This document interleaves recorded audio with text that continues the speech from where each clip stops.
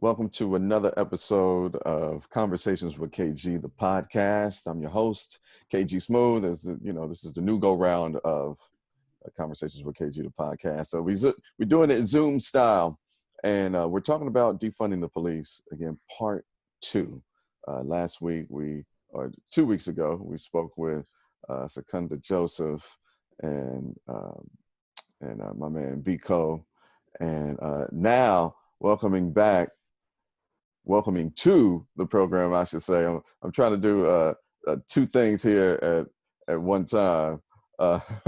He is the founder of the organization Second Chance Life. Ladies and gentlemen, DJ Lewis is on the program. My G, welcome. Thank you. Appreciate it. And she is the community activist. She's a singer, songwriter, and vice president of People of the Peace. Please welcome Daria Savannah to Conversations with KG. Welcome. Thank you for having me. Man, thank y'all for being here. How y'all feeling? There's so much going on, but I know that can be a loaded question, but how is today? It's heavy. I feel like every day that we wake up, it's a different person. It's a different name. It's a different struggle. It's a different story. It's just like, literally these past few weeks, these past few days, I felt like I can't breathe. I wake up like prepared for something else. Mm. It's heavy. Mm. Yeah. DJ. Same with me. Like I'm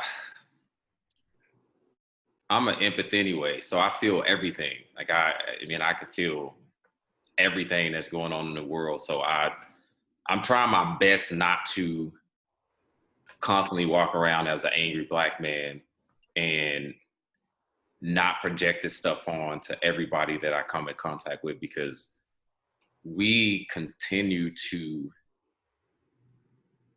see our own community under attack, like every second, there's something going on, whether it's locally, whether it's nationally. We continue to see these things happen, and I'm exhausted. I don't even know tired. I don't even know if exhausted is a word. I'm fed up. Exasperated. Yeah. I'm fed up with it. Like I'm sitting here today, like man. Yeah. I feel you. I have good days, and I have more angry days, and just angry in a sense because I know the structure, I know the system, I know that this is all about power, but I still can't seem to understand why other human beings would treat other human beings this way, like that much hate and evil in your heart to not even consider a life that you all on that side are supposed to be so pro-life, but yet Black life don't mean nothing. You're willing to sacrifice the elderly for the economy. You profit off of Black bodies and Black culture and Black intellect and Black art, and still treat us like we did something to you. Like, I've had a lot of people ask, like, white people, like, what can we do? What can we do? No, that's another burden that y'all putting on us. It's not up to us. You figure it out. Y'all invented it. Y'all invented this stuff. We didn't invent it. Y'all invented it. So this is y'all bag. Y'all figure it out. And you want to talk about how we act. Well, look at who we learned. We learned from the best. We learned from you. Word to Whitney Houston. Okay. All of everything. You want to call us thugs and gangsters and all of that. Who were the original gangsters? Who do we learn all of it from? Everything that happens in the Black community in terms of Black culture, in terms of how we discipline and react and all of that, getting whoopings, all of that stems from slavery. Everything stems from slavery. I even had to school a young person the other day, like waitresses and getting tips. I was like, that was from slavery. Yeah. Because after we were free and like we workplaces, and the people was like, oh yeah, you can work here. The white was like, you can work here, but I ain't paying you. And so they depended on tips from the customers that they served, and they were blown away. I was Yep. like, yeah. And I didn't even realize that last piece. That makes so much sense. But you know, too, I'm listening to just everything, and I'm thinking about it. It's like there's a spirit of hatred, even if it's not understood. So like a lot of these people can say, oh, I'm not racist, or I'm not this way. You know, I have mixed kids, or I have a black or white husband or wife. And it's like, so does slave owners. And even with that, it's like when I think about these cops and these videos that surface, and how they don't even attach themselves to the humanity. They don't even recognize the human that they're talking to.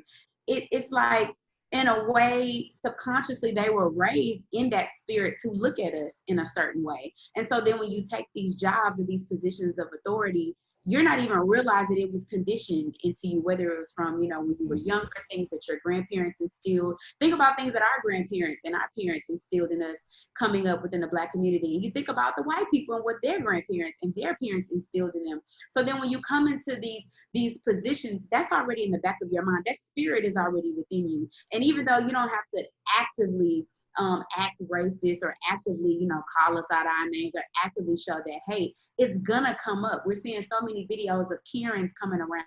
It's like, I was just having a conversation with you in the store last week and we were fine, but now that all of this is coming out, now you're throwing out, you know, racist and hate-filled remarks. It's a spirit that's over, I feel like, not just America, but just the world, and it's starting to reveal itself.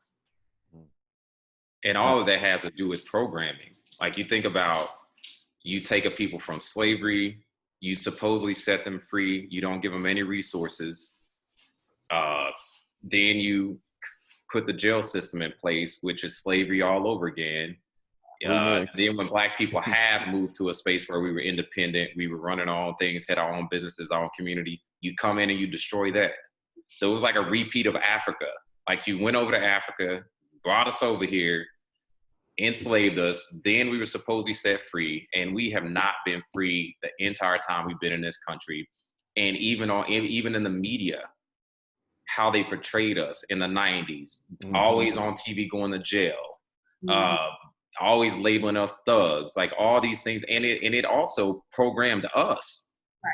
Like it programmed us as a community to look at each other as dangerous. Like even policing, like the police department is the police department, and a lot of police officers, no matter what color they are, there's a culture of when a Black person is involved, they're going to approach you with aggression. They're going to assume guilt, automatic guilt. They're also going to approach you in the worst way possible. Like something that a white person would probably get put in a taxi cab for, ours results in death or a felony.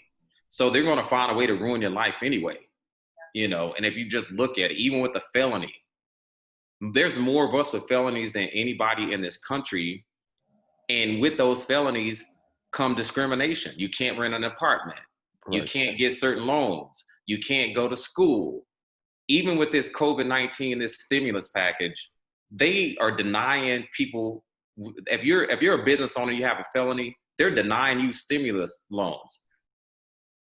So it's never ending. It is never ending.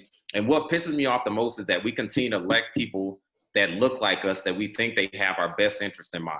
Like it's too late to be running on a criminal justice platform. Like it's way too late for that. Like it's too late for them to talk about introducing bills and all this kind of stuff and studies and all that. Like it's time to take action. Like don't just introduce stuff, like do it. Put your name on the dotted line. Go fight for your people, or get out of that role. Go do something else. Move aside. Like it's beyond time to do something different. Like what they're doing now does not work. We don't need any more studies to know the police system is broken and does not work for Black people. We don't need another study to tell us that there's more of us with felonies and in jail than there were enslaved. We don't need any more studies on this. Like we need change. Like true change. Like even before this, I was reading some stuff on like how hard it is to prosecute an officer. Like Right. it's extreme because there's policies, like there's like this Yeah. 1983 bill that talked about Something immunity. it's that immunity that they have that's still in place that makes it extremely hard to protect an officer. And also, and typically there's no change in behavior because even if there's a civil lawsuit, that lawsuit doesn't dictate any change in behavior or any Mhm. consequences for that officer. Because they are so And protected. yeah, and that money comes from the city. So we essentially pay in the family. It's not even coming from the police department. Like the city pays the family. It's not even the police department. So the system is trash. It's jacked up. The police department. The police are not paying that. We're paying that. That's the city. You sue Yeah. the city pays that money. So when it's a civil It's all suit, of our tax monies. yes, but that also puts pressure on people like the mayor who put the police chief in place. So when you taking money from the city, that's coming out of that budget. Mm-hmm. But that also gives these families an opportunity to implement some kind of policy. Like with that lawsuit, you can, because Sandra Bland's family, they implemented the Sandra Bland Act because of that lawsuit that came from that. So there can be changes with it, but people just got to know how to fight this thing. I'm glad that you said that, a change needs to happen. Absolutely a change needs to happen. And so let's continue the discussion with defund the police. A lot of people, as we spoke at, the protest just the other day, yesterday, matter of fact, I was telling D, I was like, people get all up in arms because, it sounds so extreme, defund the police. And I'm like, nobody had a problem, especially on the extreme right, when you want to defund Planned Parenthood, when you want to, defund education and parts of health and human services and things of that nature. But we're saying defund the police. Everybody wants to, have a baby, over it. All we are saying is cut the budget. Cut the budget with all of this money that they have and take that money and allocate it towards professionals that can come in and de-escalate the root of the problem, Right. Instead of having law enforcement coming in with they scared asses, ready to shoot because they always feel threatened. That's all that we are saying. Now, some want to abolish the police all the way through. I don't know how that will work. I mean, I'm open to suggestions, but what do we do with the real murderers and rapists and burglars? There has to be, a place. I think that if we just follow the model that they're doing in Camden, New Jersey, and I think Minneapolis is also taking that blueprint and applying it toward their rebuilding of their police department, because they voted to get rid of what they have and start over and build it back up. Of course, everything isn't perfect, because some of the people, from what I hear in Camden, New Jersey, even though it's required for the police to be in that community and know that community and knock on every door to introduce themselves, some of the residents are saying well, they don't live here, they live outside and that, but I don't know. I guess everything is workable, but I am for defunding. All of that money, they don't need that. I've been saying let's demilitarize police departments. Yeah. And they just keep getting money and bigger budgets, and for what? Yeah. Well, I actually asked an officer when we were out there for the budget protest. I asked the officer, I said, what is this money going towards? And he said, well, it's for tactical equipment.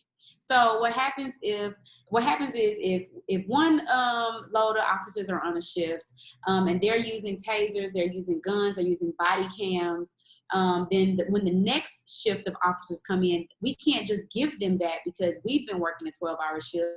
And so the batteries need to recharge. We need to just send them out with everything ready to go, charged up, whatever. Do you think that's priority right now? When we have the education and shit as it is, when we have healthcare the way that it is, mental illness the way that, the stimulus checks $1,200? Do you think that that's priority to put all of that money into tactical equipment? Which makes me think, what are y'all really getting prepared for? $196 million? If we just sit and think about how much money that is, what are you really getting ready for? What are you preparing for? That's too much money. And y'all do not need all of that. Yeah, and I'm with you. And I think that people have to look at the bigger picture. This stuff does not work for our community. The way policing is right now does not work for the community. The communities are not safer. They're not solving more crimes. In fact, if they're solving any, how many crimes are they solving? The communities are worse off now because people can't get jobs because they have felonies. People can't get housing. All of these things make us a worse society. It doesn't help our society when you are continuing to criminalize every single thing under the sun, especially when it comes to the Black and brown community. And if they were to really truly invest in our communities when it came to like education, like why is the Black community always underfunded when it comes to education? Like always.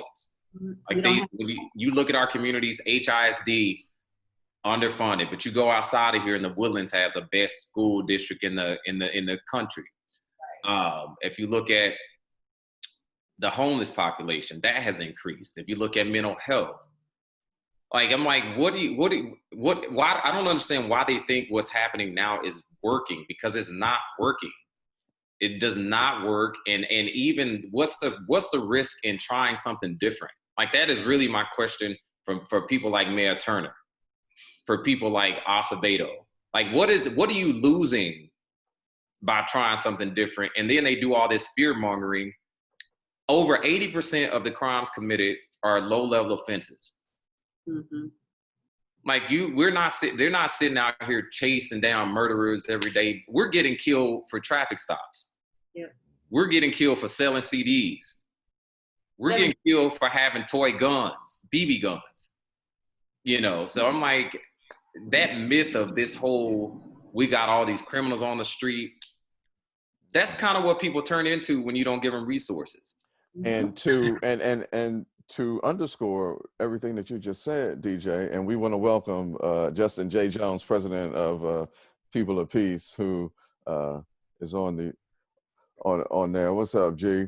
To underscore what you said, DJ, get ready, because I was reading in the paper over the weekend how a housing apocalypse is about to descend on brown and Black and low income people due to COVID, losing their jobs, not getting back to work, and like it's starting to catch up, and a lot of people are going to be homeless. Yeah. Literally with no place. So it's just going to get better. Welcome in Justin Jones from P.O.P. Hold it down, my G. Tell us, how are you feeling? And I see that you are on the ground. Do you have the latest on what happened with old boy that they found hanging from the tree? Yes, I do. I see one from Shady Dale, and I've seen a post saying that it's several. So I'm trying to get information to see if there's another location. And we know this is to be a front to get us to act. This is an immediate act to get us to respond. I'm infuriated. My mind is grinding. I'm thinking, I'm wondering, I'm waiting on calls to texts I sent out. But right now, I just told individuals that I see daily that this is serious. We are on the front lines of a war here. I mean, if people can't understand that and they don't see that this is serious, then I mean, I look at people all the time, not even Black people. I used to always say, hey man, you Black, you better do something. You owe it to you and your culture, your future, and your generation. But now it's just not Black individuals anymore. It's people who look forward to having just the comforts that they have now. Because war is going to try for that. War is going to compromise any piece of comfort that anyone has right now. So I think this is all boots on the ground. I mean, I'm fired up right now. It's ridiculousness at its grand stage. Yeah, I agree. And I have been saying for quite some time that this is what they want. So everybody get ready. I myself, I don't mess with guns. I don't really like guns. You know, when I finally got invited to go to a gun range and I was excited to go, then I'm hearing all the gunshots and things, and I'm getting taught how to shoot a shotgun, and anxiety kicked in, and I ended up leaving, psychoanalyzing it. Come to find out, it was when I was 7 years old. You know, I saw my mom, this man tried shot at my mom's head. The bullet went over her head, and I was, you know, standing next to her. So now that that's done, and I see that they are itching to start this civil war or this race war or whatever it is that they are, you know, I got to give me some heat. And we are seeing this happening over and over again. And to you all's point, like at this point, it is intentional. Yeah. Yeah. It always has been. Like everything that has been done, whether it was covert or overt, like it's always been intentional. It just hasn't always been so in your face. Like these things are like, we're sending y'all a message loud and clear, and it's wartime. Pretty much it's time to go to war. Mm. There's something that we got to be mindful of, that COINTELPRO. We need to look at that word, we need to analyze it, and we need to get down to it and dig into it. We know that the government sets up these systems. We know in the Crips and Bloods and Cali, when they saw peace, they saw defeat as the government, because it's like, hey, how do we keep asking for federal grants? How do we send in the National Guard and they're making peace? And I sold a firearm today, actually, and this makes me highly regret it. I mean, and it's crazy. Also, Dave, we need to dig into the Gun Control Act, because there's people with felonies, people that think they can't have a gun. But when you're traveling to and from work, if you're under duress, which this is, and if you need it for necessity, which this also is, you can have a gun under that law. So people need to know and get ready and stop being scared and get them some firearms. Yeah, I'm with it. What is, I don't know if there's an answer, but the next plan of action, like what's the next move? What's the next play gonna be? Real quickly, I had the opportunity to be a part of the Unity as well meeting the other day with Pop Darby. He has individuals who are training. We need to get information on that. People who are also giving licensing for your CHL. But we first got to remember our law. Our law is very key in this, because you have an open carry. If you have it openly, you can carry it. You need to have it so they can identify it. The CHL, you need to have it so where you can conceal it. We don't need a license for open carry. When we start knowing our law, we can start bearing our arms. And we need to start trying to group up or start seeing whichever way possible, we can start moving with others or sharing locations, because this is very, very vital. This is serious. Our security level, if we were in a government, our security level is orange, people. We are at high security. At any moment, it could be one of us talking about which one of us got into one of these situations. Absolutely. I'm with you. And I also think that we have to continue to mobilize and not share everything that we're doing on social media. Like, I think we need to continue to mobilize and be strategic about the things that we're doing and that we want to change, because it's important to keep things within the community, within the family, and us to continue to mobilize. Some things you can share, there's policies that need to change, city council, we're pressing on that, but also when the boots are on the ground and we're mobilizing, we don't want to always let the enemy know our every move. Like, this is a chess game, and we have to be extremely smart about it. We have to be tactical about it and know when to hold them and when to fold them. Like, this is really what this whole thing is about. And everybody's coming together, which I'm excited about. And I think it's important to have action items and takeaways that the community can see. Like, there's things that I know have to change, like policies and things like that. But in addition to that, we have to protect ourselves. We have to protect our community. And that is by any means necessary. Yeah. Period. Any means necessary. So when it comes to the line of communication, because I've told folks at the radio station, like, look, a revolution is going on. There is no withholding of information. How can we still, share that without publicizing that? Like, because, the young ones, some of them, they just can't help themselves and they just got to share. Yeah, I get it. I get it. And I think that, you know, I think that's where your meetings come in at. That's where your face-to-face meetings come in. You know, that's where it's always been like that. Like, you think that these people that are lynching us or telling us that they're about to lynch us, no, they're meeting. They're having conversations. They're not putting it on social media. They're not doing that.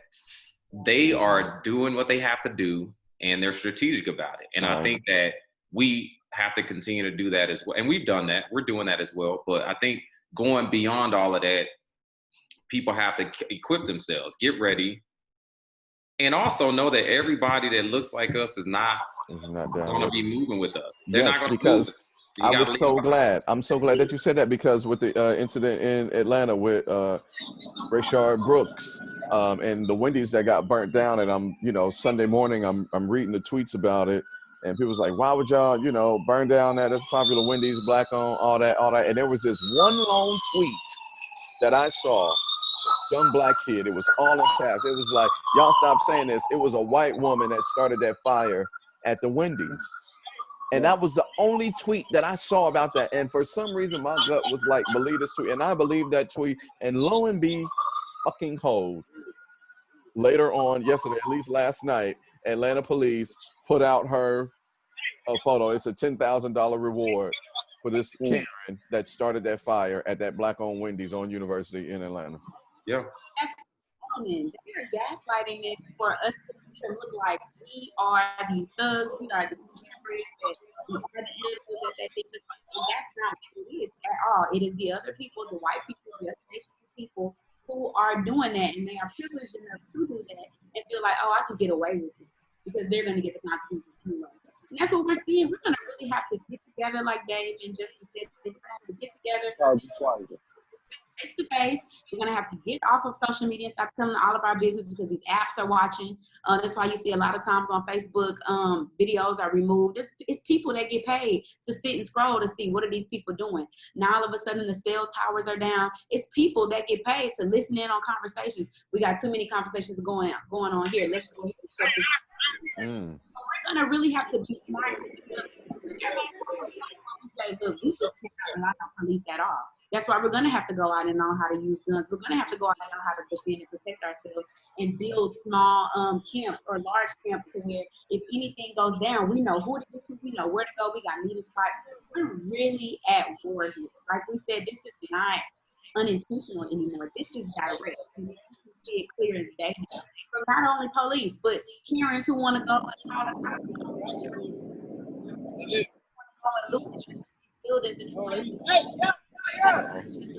Hey, Justin, mute yourself. We can't hear D really. Okay, go ahead, D.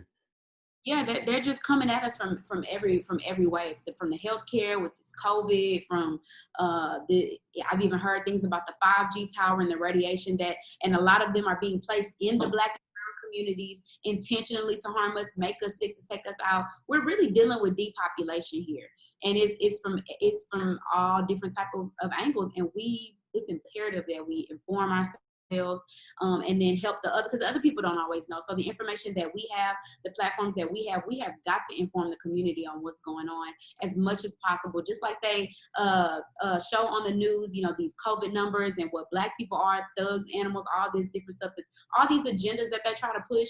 And once you push them long enough, then people will start thinking it and believing it. We got to do the same thing within our own community with the right information, because we're seeing that nobody, even the ones that look like us in high positions of power, nobody has our best interests at heart. So it's up to the people within the community to do that. The street, the streets. Hey, like the great Dave Chappelle just said, the streets will speak for themselves. And in the words of the great Killer Mike, we need to plot, plan, strategize, mobilize. And what's the other one? I feel like I'm missing one. But y'all know what I'm saying. Yeah. Justin, I want to give you the last word before we wrap it up here, my G.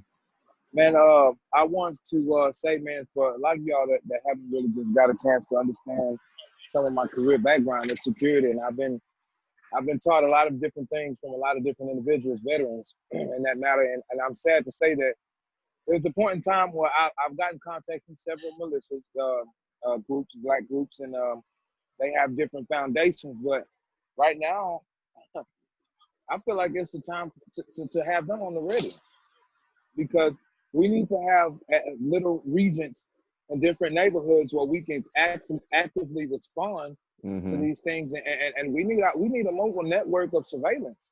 We need to have some form of app or some kind of where we tap into these rings or something with a hacker. This shit is serious to me. Like I'm on go mode, y'all. Yeah. You basically put people out there, like if it was the 60s, you hung people in our neighborhood saying, "Screw you, get mad, we're ready for you."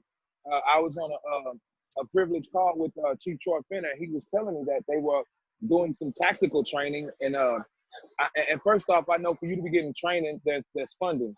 There's funding for new equipment. There's funding for new projects and project managers.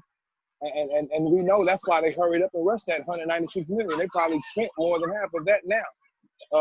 This is very, very important to me, because I see that our Black community is like, it's not even like we don't even have to wait on it to come from the police anymore. It's happening anywhere by anyone now.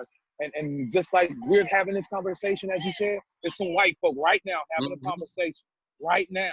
That's how serious this shit is. And I'm like on go mode, because I feel it was a brother in Minnesota like, hey, where all the gangsters at? All this gun violence and stuff that we had going on. We had black on black crime. The crime rate was up. Where the hell y'all at with these guns? It's time to show them Dracos on Dracos. Where they at? Yeah. Because we need to be sitting there, just like you got hustle times and hustle blocks. Everybody know they can have their time to hustle, but somebody needs to be out there watching. I don't care if we got to get a Go camera, GoPro, or a body cam, whatever it is. We need to be watching, have surveillance, and this shit is real. Because when they roll up, there's communities like that. I've seen this a while back. There's communities like that. When they roll up, they come out. 4 to 5 men come out with their firearms, and they look at them, and they keep surveillance on them, and they make sure they monitor them like the oversight board. I want to point out, I hope we got some points to add into the call here in the next hour, Daria, because this is something that's heavily addressed. This moves to priority one, security. We got to protect ourselves. And we know us who are on the front lines, who have the platform to lead and mobilize people, we're even a bigger target and a bigger threat. Yeah. Right. So this is, and I'm going to make some calls, man, because I feel like I don't necessarily have to have a detail moving around with me, but I need to have someone knowing at this location. If I bang or send this beacon out, then somebody needs to come. For sure. Listen, it is go time. It is wartime. I hope you all, we're going to keep the people here on my platform. I'll make sure that, the powers that be at Radio 1 Houston at 97.9 The Box and Magic 102, they listen to me. So when I go back and say, this is what's happening in the streets, this is what, needs to go down, along with, Hard Body Kiati, who is also, market icon known and respected in the streets. I'm gonna let the powers that be know, and because this is real, because this is real, and it's us. I wish I would have known, KG. I would have asked Kiati to be on this call. Yeah. Yeah, but this is what we need to talk about right now. We don't need to talk about what's in the music, who got the hottest song. Right. This is theatrics, who booty is bigger, how many people got guns, because like you said, where they at, where y'all at? We're at war right now. This is the conversation. If we keep spearheading this conversation, more people will understand, okay, this is not just a trend. Let's go ahead and get on this bandwagon, because unfortunately you got a lot of monkey see, monkey do people. And so if they get on this bandwagon of, well, this is what everybody else doing, let me get on it. Then we can start informing them and training them and actually strategizing a bigger force as we keep having these conversations, because that's what's important right now. This is the only thing that matters. Our race of people literally depends on it. Yeah, absolutely. DJ, go ahead, close it out. No, I just want to say that also, like on these bigger platforms, that I feel like there's a lot of missed opportunities in the media, on the radio, all these interviews. Like you see these elected officials going around hopping on these platforms and stuff and having these conversations. You see Acevedo on all these platforms. Nobody is holding him accountable. Nobody's fact checking. Nobody's talking about policy. Black people literally are endangered species in this country. like all the hate crimes that continue to be pressed on our people, even calling the police on us when we have not committed a crime is a hate crime. Right. That should be considered a hate crime. Like we're talking about watching birds in a park. Yeah. Yes, you know, I mean, this stuff it's big. Like the attack is obvious, and if we don't take it, like especially with me, like even in these protests, we have to take the opportunity to educate people. Educating people is empowering them. That's equipping them with the tools that they need, and then also strap up. People need to strap up. And I'm like you, KG. Period. I've never been a gun dude. I grew up around all this stuff, but today, absolutely, yep. Because it's go time, just what you said, and I think that we have to continue to do this. Like it's almost like we're continuing to. I'm never going to be desensitized to Black pain. I'm never going to go numb to Black pain. I'm never going to do it. I'm going to allow myself to feel everything, because when I stop feeling, that's when I stop fighting. Mm. And I'm never going to desensitize myself to Black pain. That's and this fight, to be Black means you always have to fight. And if you ain't ready to fight, get out of here. Bye-bye. Get down and lay down. Get down and lay down. Literally. Listen, I want to thank y'all for coming on this episode of the podcast, Conversations with KG, the podcast, Defund the Police, Part 2. DJ Lewis, founder of Chance.Life, also the president of People of Peace, Justin J. Jones, and the vice president of People of Peace, Daria Savannah, also community activist, singer-songwriter. I really appreciate y'all for coming on. Thank you, KG. I appreciate you, brother. Indeed. And we'll understand it. We'll see you next time. So much yes, indeed. That every time we go back, it really